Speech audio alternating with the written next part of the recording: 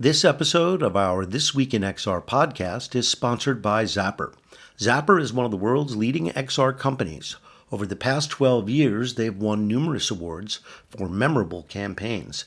They've democratized AR by making tools and SDKs that anyone can use. And they created ZapBox, the world's most affordable mixed reality headset. Most recently, Zapper worked with Unilever to create an enhanced QR code called Accessible QR, which enables packaged goods to speak to the blind and partially sighted. If you're thinking XR, give the team at Zapper a call or visit zapper.com to see how they can help you on your XR journey. Good morning, everybody. I'm Charlie Fink with Ted Shilowitz. It is the iEXCEL podcast. iEXCEL podcast, week of January 24th, 2025. Here we are, 2025, Charlie. I know we're Roni-less today. Yeah, he's on. We've got a great guest, Elizabeth Barron. I was just saying we need more women on this show. It is. It's always a goal. And, some years we do better than last year, I think we had more women than men, which was the first time that's ever happened. Mm-hmm. But in general, we need more women in tech. So I think we at least make an effort to bring people on of all kinds of different, cultural backgrounds, race. Well, Elizabeth is very, very qualified. Her personal business is called Intelligent Immersive Simulation. She's an adjunct at Nebraska University. She's a former global lead of immersive reality for Ford product development. I'd like to hear a lot about that. So we'll be bringing her on in a minute. But first, the news, which was a very hopping week. Well, politics and technology are blending in a interesting soup right now, huh? They certainly are. And President Trump wasted absolutely no time in shaking things up and, issuing executive orders about AI yesterday. 2 days ago, he was with Sam Altman and Mayoshi Son, and they disclosed that they had formed a $500 million, $500 million fund to create data centers and presumably the nuclear power plants that they will need for power. Yeah. So, and Elon got a little pissy about it. I was going to say, Elon was notably absent, and of course, he stood next to the president for every tech announcement all week. Yet for this particular announcement, he was not included. And he was about as mad as I think he could be with Trump, right? Because he has to criticize somebody in this deal. So he says Mayoshi Son doesn't really have the money.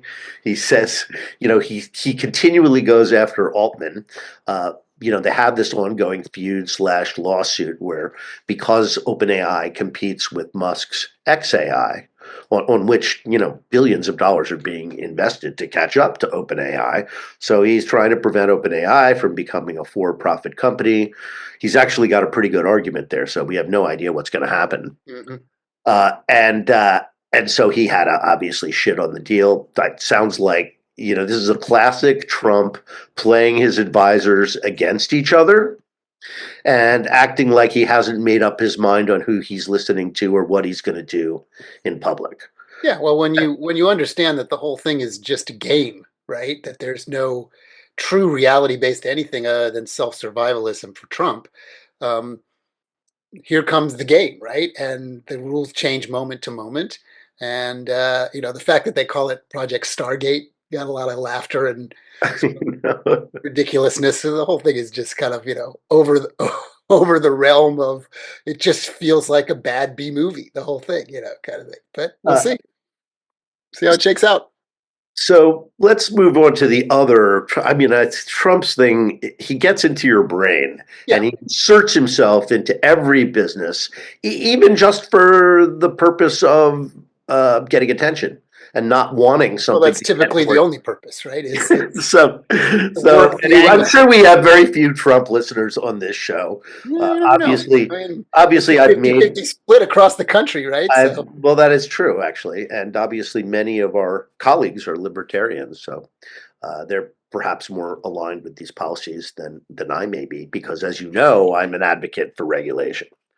I just think that this social media has too much influence. It's very pernicious. It's opaque. We don't know uh, exactly what's going on with the algorithm and how our data is being used.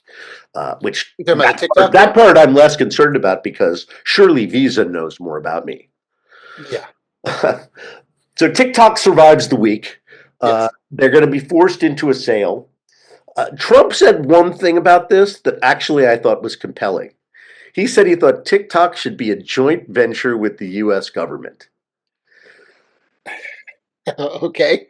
It's not a terrible idea when you think about it, assuming they assume board seats and they don't actually Well, run to your the point company. about regulation, I guess there's your regulation, sort of. Yeah, exactly. This is Ted. This is why I don't write fiction. I could not make this up, Mm, which is sad because some of it is when it happens is obvious. yeah. I So think, well, I mean, those are interesting things. They're almost already in the rearview mirror at this point of like, so why they're weird. newsworthy and what's happening. But I think the HTC thing, because it's so relevant to the I was XR just part of about our to bring podcast. that up. Google is acquiring $250 million of talent, licenses, patents. It sounds like they're buying HTC's VR Yeah, business. sort of the portfolio, right? And So and to HTC's credit, regardless of whether it really ever became any kind of mainstream kind of use case, in terms of the bulk of IP and work product that they built over the last few years, it's a lot of stuff. So maybe it's a good deal for Google as they keep an eye on XR and know that they have to kind of stay in that game. I don't know. I mean, I you're guess, but here's incredulous. here's the weird thing. Okay, so 5 years ago, 7 years ago, 5 years ago, they bought HTC's handset business. Made sense because they have to make Pixel phones, which is a Yeah, very nice business for them. yeah, yeah, sure. They've been developing with great fanfare a new XR headset to compete with Meta, Yep, with Samsung and Qualcomm, who are the right partners for them in this yep. project.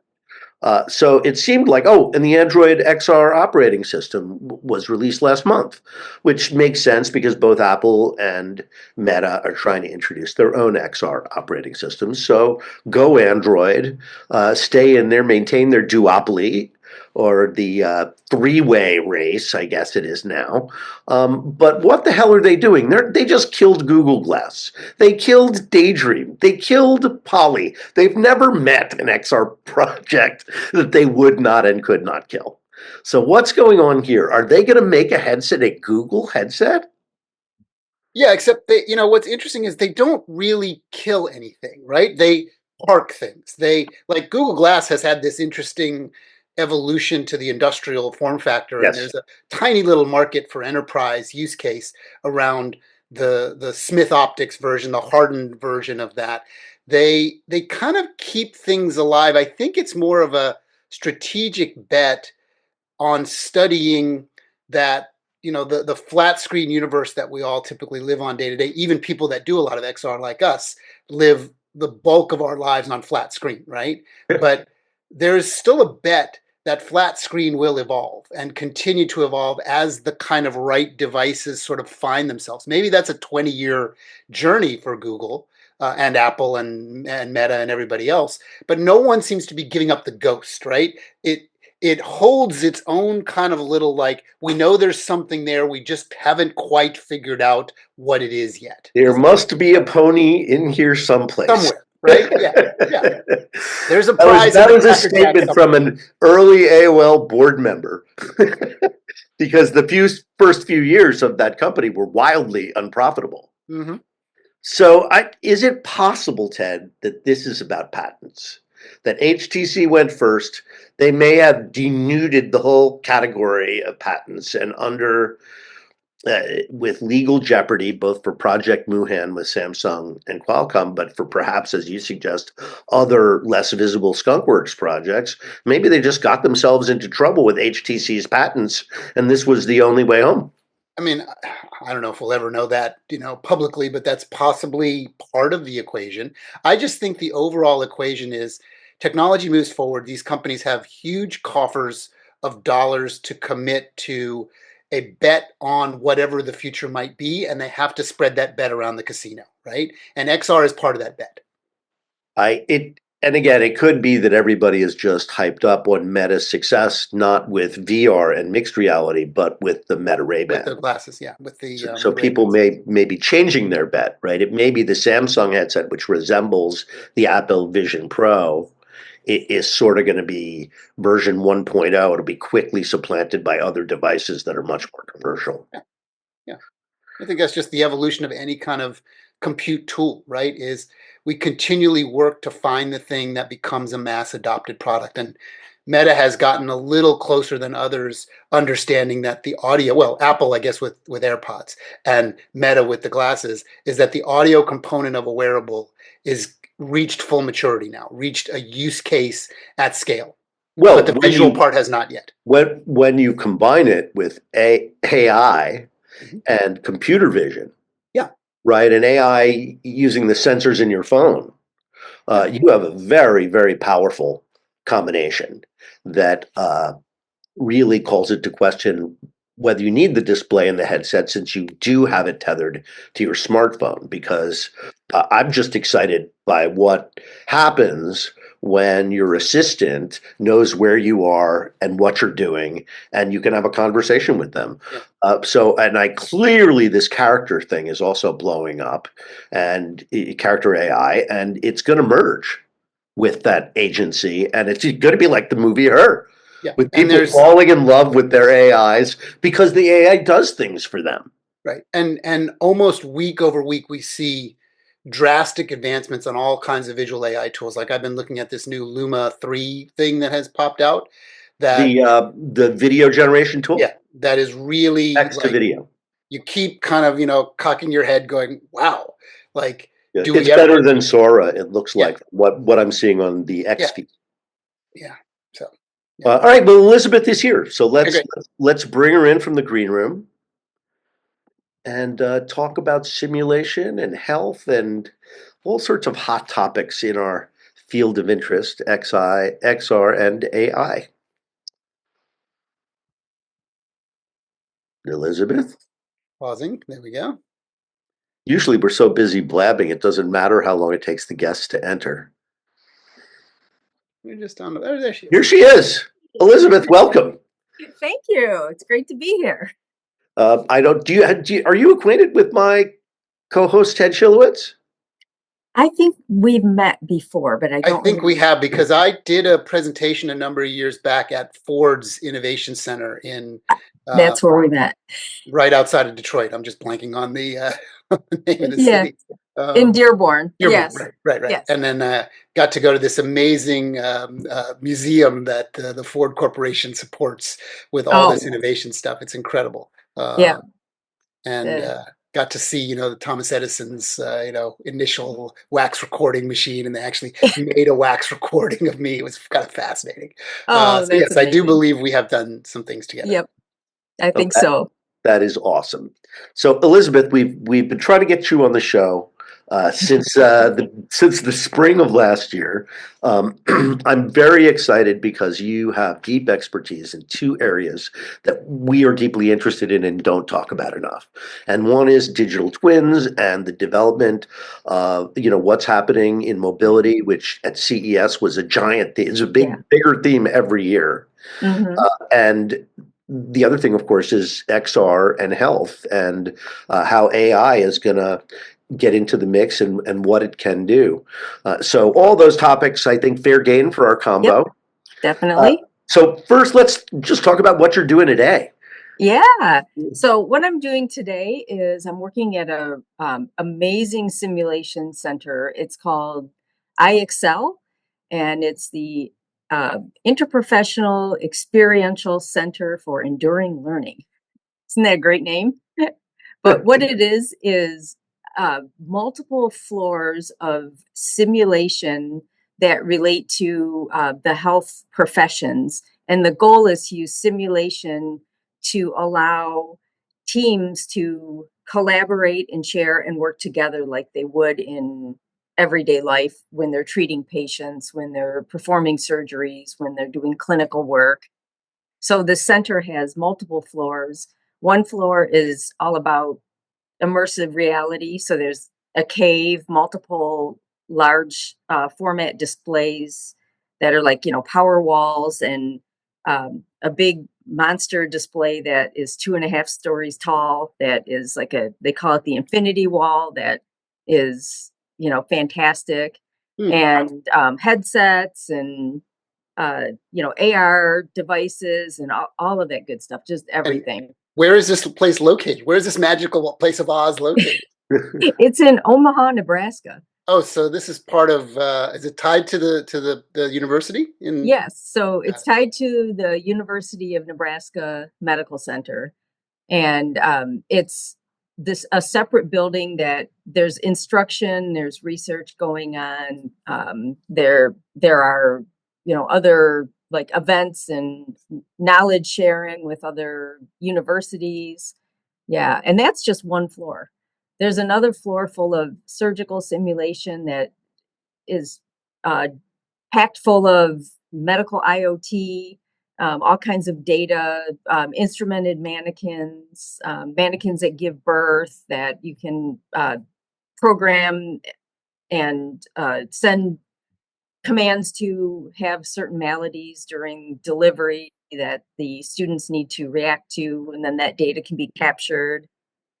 There's mannequins that are in some type of distress, either have been in an accident or whatever. And then there's a whole floor of surgical simulation that has, they call it live tissue, but it's really cadavers that are, they do surgery on. So there's multiple, I think there's 4 or 5 fully instrumented operating rooms that are also censored and monitored, and then a whole data capture system that takes all that information and aggregates it and provides information to the instructors and to the students so that they can improve their performance. So you're really proving out the future here. You've built this physical place. Is it connected to our friend Megan and the creative school that does the Johnny Carson school that so I'm It connected to is that. it is tangentially connected because it's all the University of Nebraska system, and there is collaboration that goes on between the two sites. Mhm. But one is in the medical school and one is, the Johnny Carson Center. Totally And fascinating. Yeah. yeah, it's I've been all around the world looking at simulation centers. I've been involved in developing them. I've, been around the block sim wise, and it's the finest place that I've ever been. That as far as the level of technology, the execution of the technology, this isn't a place where you'll find like cabling strewn on the floors or like computers just plugged in some area with doing something. Everything is pristine, beautifully executed, robust. It's a marvelous So it's all place. sort of buttoned up and like it's a real place to do this stuff. Exactly. It's not a messy lab. It's a finely tuned, honed experience that you have. It's an Yes, it's an actual simulation center doing real work and Mm. not a lab that's experimenting with things. Right. Yeah. And where It's where pretty, does the funding come from? How does I mean, it looks remarkable as I look at it online. yeah. Where does the funding come from to do something so It expansive? was now I will guesstimate. I think $20 million of it came from the state of Nebraska and the rest was from private donors. Hmm. So the Nebraska community, especially in Omaha, I mean, they're very generous. And I think this place, and don't quote me on this, but I think it was around 130 to 150 million to create this center. So most of the funding came from private sources. Wow. Well, and if it's Both, focused on healthcare, return on investment for $100 million investment is completely viable and sensible because healthcare is such a huge industry, right? And right. needs And more and there more of these. are Yeah, there are 400,000 deaths related to healthcare error every year in the United States alone. And that's the goal of this center, is to reduce that number, hopefully to zero someday. But there's so much room for improvement. It's just astonishing. And so this center that's why it focuses on interprofessional. It's about collaboration. That's why immersive technology is so important, because it's how you relate to one another and how to make the experience personal so it can be relatable and understood and uh, just taken to heart and um, used to advance and understand. So speaking of the personal side, tell us about your journey, how you got here, and what your role is at the center, because you were in the automotive innovation side previously, right? Right, Fairly nearby, exactly. another cold state. Yep, exactly. So tell us a little bit about your background and how you ended up, and what your day to day is, your Yeah. role in the center is. So my background is, I actually have a degree in computer science. So I started out my career writing CAD code at Ford Motor Company, believe it or not. So my first job out of college was as a programmer doing graphics programming for Ford Motor Company. And Ford had their own CAD tool, and I wrote software. And I did numerical control uh, software to control machines that create dies that stamp out parts. I did, all kinds of things, surfacing, whatever. And that led me through a long set of circumstances to become Ford's first virtual reality technical specialist. And basically, they stopped doing CAD. They bought a CAD tool, and I became kind of like this process wonk. And that was okay for a while, like doing CAD process. But I thought, well, the future has to be more than this. This is kind of a solved problem in a lot of ways. So I went to some committee, said, hey, can I do this? And they said, we don't have one of those. Why don't you do it? So We'll build it. Yeah. I literally made up my own job at this big multinational, started doing virtual reality. And this is back in, like, I started in 99. So way back, and kept churning at it.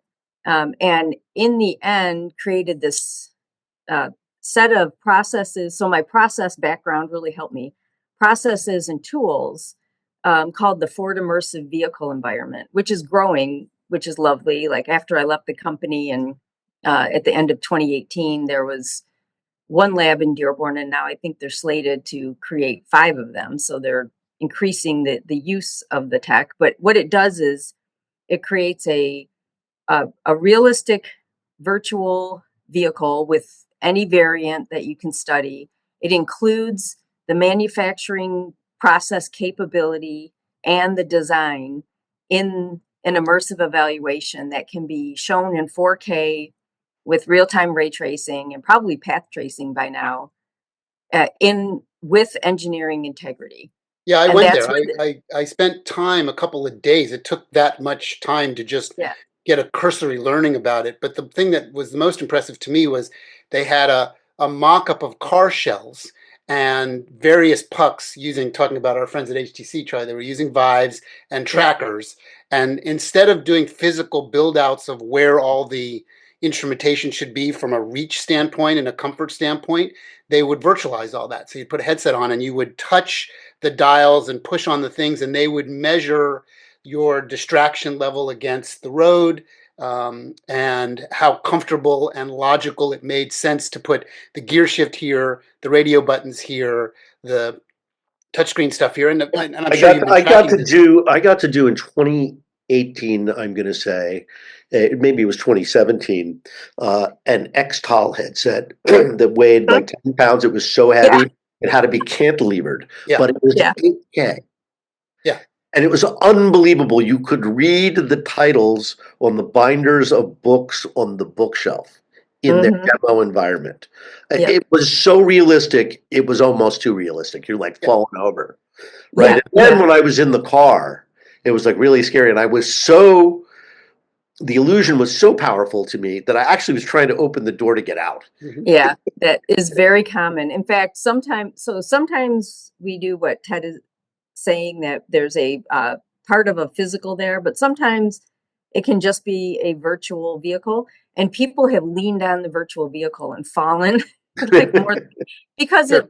I mean, with ray tracing and all of the realism and the very very low latency tracking, it becomes real. And yeah, and Ted, what you're saying about the virtual and physical, before I left Ford, I said, I would really like to do what I called it my last hurrah, and that was doing 3D printed parts with embedded microcontrollers that would function in the virtual world. So you put the headset on and you can like Velcro these, move them around, but you can turn a knob, press a dial. But in the virtual world, everything looked amazing.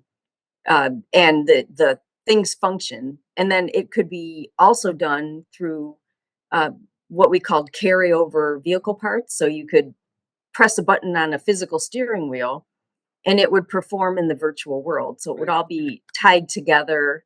So that was really exciting to see that come to light before Yeah, I it left. allows for quick iteration, right? If that button doesn't work, someone can just, go into the game engine and sort of remodel it, make it bigger, make it smaller, make it brighter, change it around, change some of the ergonomics, Yeah, and then you use those little sensors. It was a fascinating experience to me. yeah. Or you can apply parameters to it and use a real time, like not a game engine, but software that can actually morph in real time, and then modify it, just change the parameters and just Right, and not it just even have changes. to Yeah. remodel it, and then see what it looks like and see how it functions, and make it into something else and change to uh a whole different vehicle. So maybe it's like, sometimes in design there's themes, so you'll have like theme A, B, and C, and you can change from A to B and see what it looks like, and it's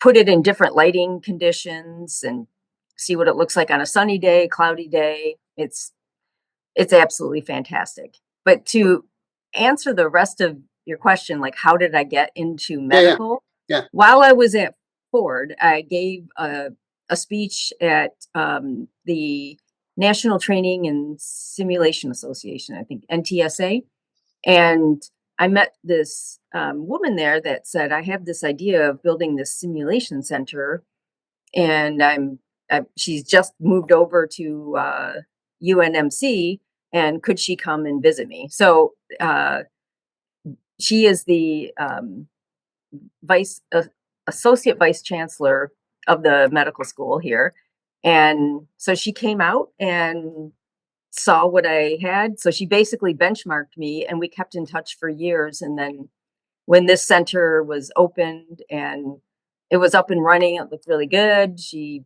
called me and said, "I heard you left Ford, and I know you're at Unity, but just kind of keep me in mind because I'd love to work together." So we're doing the next generation of what is here, and incorporating AI, looking at digital twins, trying to get more scientific with the representation of the human, because there's a lot of parallel between automotive and medical when it comes to, like digitizing a clay model, creating a point cloud, and then creating a math surface, and then doing analysis on the math surface.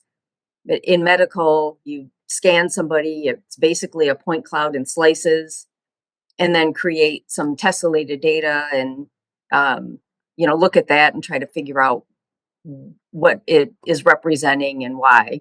But So, there's yeah, so you hopped over a step there between Ford. You mentioned that you went to Unity and I then went did. to. Okay, Yeah. so that was like, wait a minute, we got to talk a little bit about that. Hold on, skipped a step Yeah. there. Yeah. I was there just for a little bit, and I, I worked on digital twins and automotive. And so we were looking at using the Unity platform for as a digital twin showcasing the capability to use game engines to aggregate data from different sources. And so I led the solution architecture team for digital twins. And it was good, but Unity kind of got out of that business and sold it off to Capgemini, from what I understand. And so I had left just before that and came here. Interesting. And how long have Yeah. you been at Nebraska? So just since April. Okay, so it's fairly fresh. Yeah. Amazing. Yeah. So it's fairly new. And it's just, but I've been working with them. So I've been like full time. So I'm actually like a adjunct professor. Woo. And kind of cool to be in You the. must know two companies that we've had on the show multiple times. One is Oso VR, that's Mhm. run by Justin Barad, who's an orthopedic pediatric surgeon Yeah. who still practices. But he realized probably something like 8 or 10 years ago what you are talking about, which is the high error rate of new surgeons. Yes. When an indigent person comes into the hospital, residents get excited because that's who gets their hip replacement. Yeah. Exactly. And the method of teaching medicine, or particularly surgery, is they say see one, try one, teach one. Hmm. Just like young surgeon stands next to old surgeon who kind of shows him what he's doing and then lets him do it. And so that accounts for a lot of error, just the lack of practice, the lack of benchmarking someone and tracking their progress and when they might be ready for a human. The other company that we've had on the show a couple of times, our friend Chandra Devam from Aris MD. Mhm. And Aris is looking to take that CT, this trend toward having CT scans mapped onto the body of the patient using computer vision. Yeah, exactly. And it, in a headset like a HoloLens, makes it sort of like 3D, like the Invisible Man Hmm. plastic body that we Right. all had, because the placement of everybody's organs, as Chandra explained it, is different. So, for example, in the old days, somebody had to have their appendix out. They cut their whole insides out, to Yeah. get at Yeah. it because they didn't know where it was, and it was an emergency. Yeah. Today, of course, it's done arthroscopically, and they know exactly where it is. But I thought those were both really interesting applications of XR intended to solve well-known pain points. Yes, absolutely. In fact, also VR participated in, I think it was called the Education Simulation Challenge through the U.S. Department of Education, and they won. And and I was a judge for that competition. Yeah, Well, it's a very well-developed system. Like I said, yeah, he's that been was at like it, for 10 years. And so right. he, I think he it was like really has lived the 2017. whole history of the medium, recent history of the medium. Yeah, exactly. Yeah, and there is a lot going on in medical visualization and immersion, which is absolutely fantastic. There's still so much room for improvement, I think, especially in the scientific um, representation of the data, like getting into math surfaces and doing like what I can envision that we can look at the progression of a tumor or the of a disease using AI and understanding the normal pathology and morphology of the disease, and then trying to backdate that to the current condition of the patient to figure out like what is the best way to intercept, like like you said, Charlie, based on their own anatomy, because everybody is just as unique as, we look on the outside, we are on the inside. Yeah. Can we talk for a moment about the cave solutions that you have deployed at the center? Because this is an exotic layer on top of an exotic layer of how we virtualize things, right? Yes. A lot of people use headsets. We use them at scale because they're relatively cost effective and functional. But cave environments provide a totally different experience. And I'm curious, maybe you can just explain for our listeners what a cave environment is and how it works with the 3D glasses and the sensors, and what its value point is in relation to virtual Yeah, reality. because I think of it as kind of antique technology. So Yeah, how is it yeah. helping So you it's today? interesting to see how you deploy it and what Yeah. makes sense. Yeah, so a cave is a room that you walk into. Our cave is a 10-foot by 10-foot by 10-foot room that you walk into. It's on 5 sides of the room. There are projectors behind the walls, and they're stereoscopic 3D projectors. So floor, ceiling, 3 walls. And when you walk in the room, the the image that you will see is presented to you in the room. So it's kind of akin to what people envision the Star Trek holodeck concept. So the data comes into the room at you. So you do wear glasses, and you can either do active or passive stereo. The cave we have here is active stereo. So you put glasses on, and it shutters right, left, and the projectors are in sync. And so it appears to you that you are in an operating room, and you can see the patient on the table in front of you, and it's the patient is laying there, and they are at the right height, like at your waist. So if you look down, you'll see the patient, and you can get an understanding of what that space is like. And so that's the basic technology. So it uses motion tracking.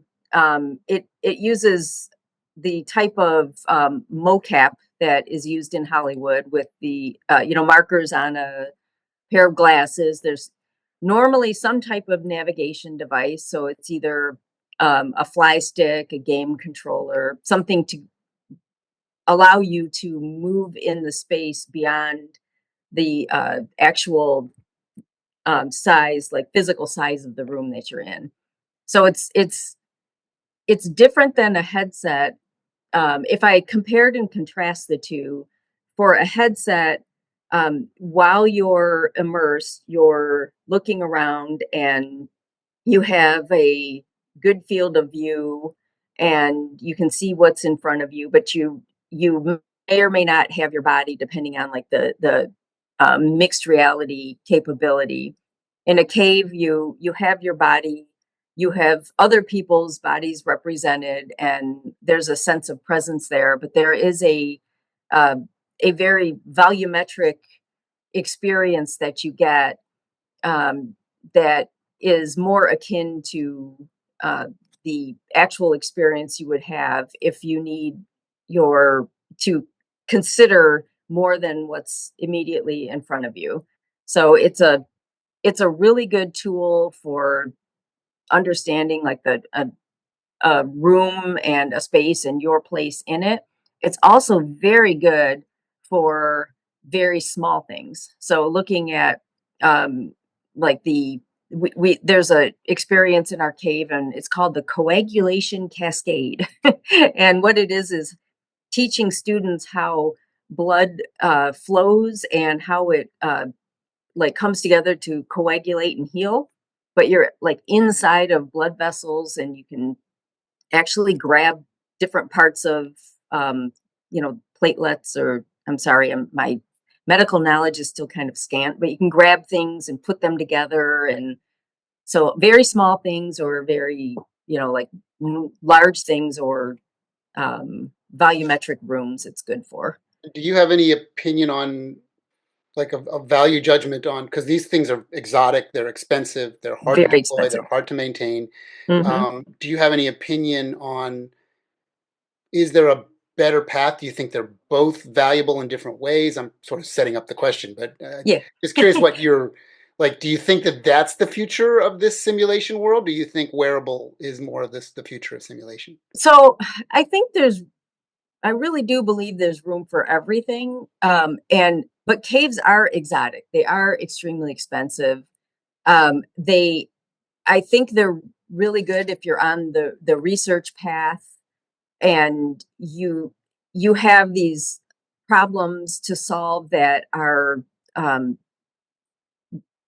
different in nature, like I talked about with very small things or very large things. I think we are in a space now where headsets are so much better. That caves were developed when headsets were, like Charlie was describing earlier, they're just these monstrosities that needed counterweights. Um, so I think the practicality of like everyday use of XR, it's it's wearables and headsets. But for certain areas of research, and if you're an institution that can afford it, you can get a definitely some good value out of a cave. One thing I wanted to ask you about, just shifting to AI for a moment, is we get all sorts of benchmarks. I'm not quite sure where these reports come from of AI outperforming medical professions on diagnoses and so forth. It's a little confusing because my experience with AI is it has to be used by an expert in order for it to be interrogated and for those answers to be useful and at a high level. And most Mhm. importantly, they have to be evaluated by a human for accuracy. So I don't know how you could credit AI since the prompt was the result Yeah. of the expertise. Yeah, I hear you. I don't I wouldn't trust it for my own health, and I wouldn't recommend other people do as like a diagnosis tool. I think uh the plan here is to use AI as an aid to provide information and context. It's not Just to another doctor assistant tool. another assistant to provide information that maybe you don't have to wade through things.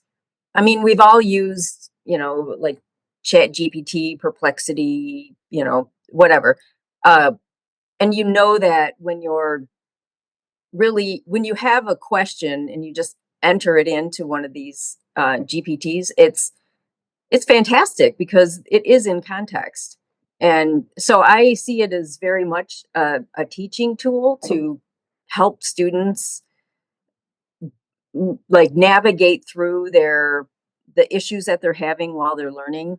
And if they already have a concept, there's no need to make them do these other things because they have it and they can move on to something else.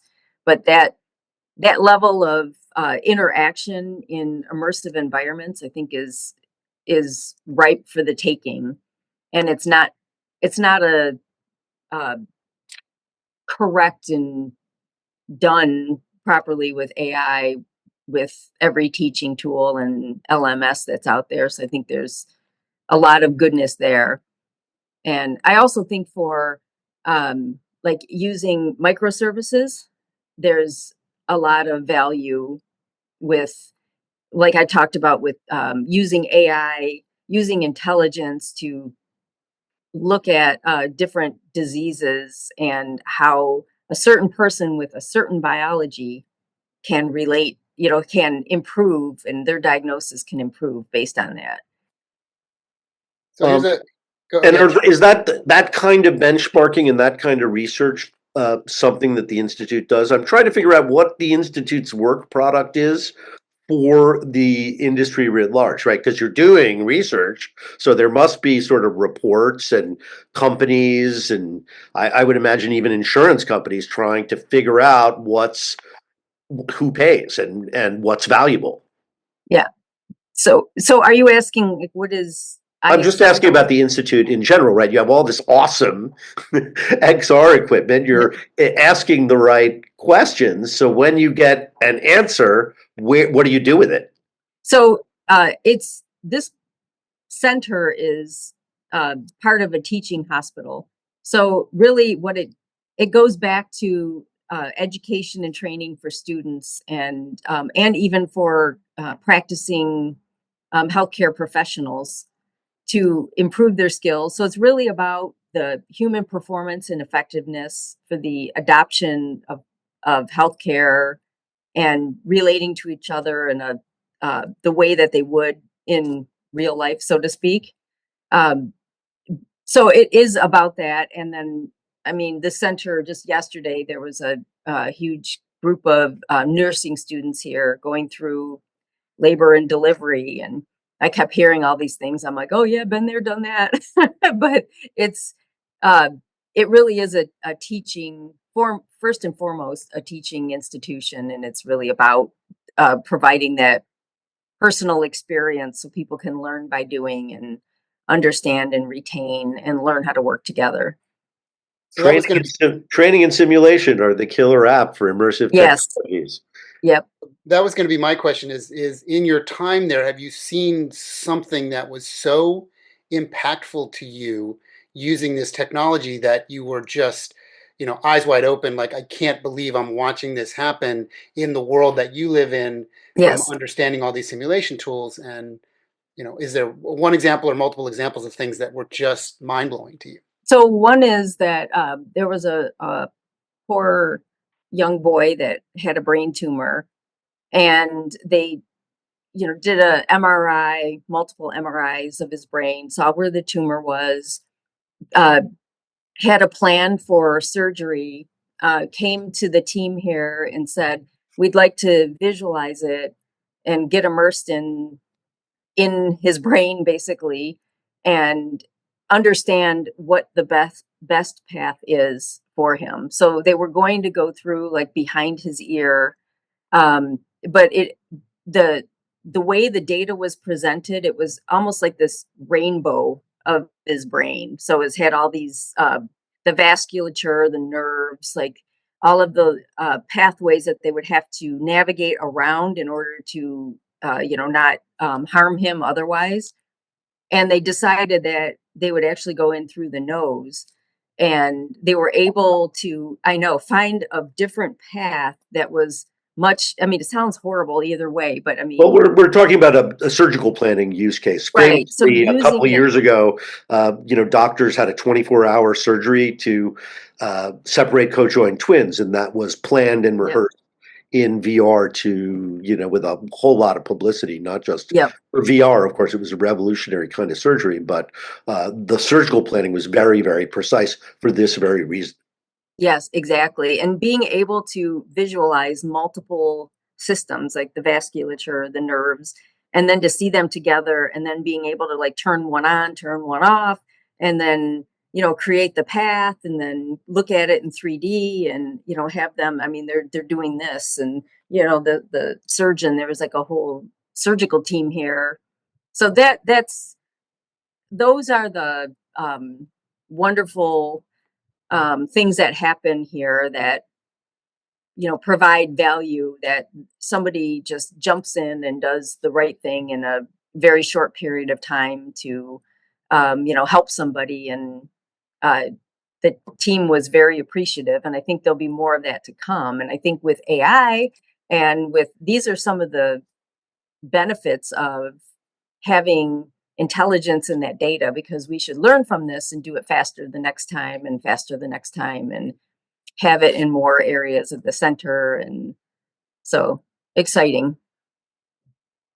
Very much so. Really interesting. It's been great having you on the show. I have learned a lot today. Oh, Yes. Still have a lot of questions. I really wanted to go and drill down into your experiences at Ford, yeah. and what XR is doing to design and how AI might Mhm. influence that is a whole nother show that we didn't even get to those questions. So Well, we'll have to do it again. absolutely, we rarely have a guest with your depth of expertise, so we are truly grateful to you for coming on Oh, the thank show you. and sharing today.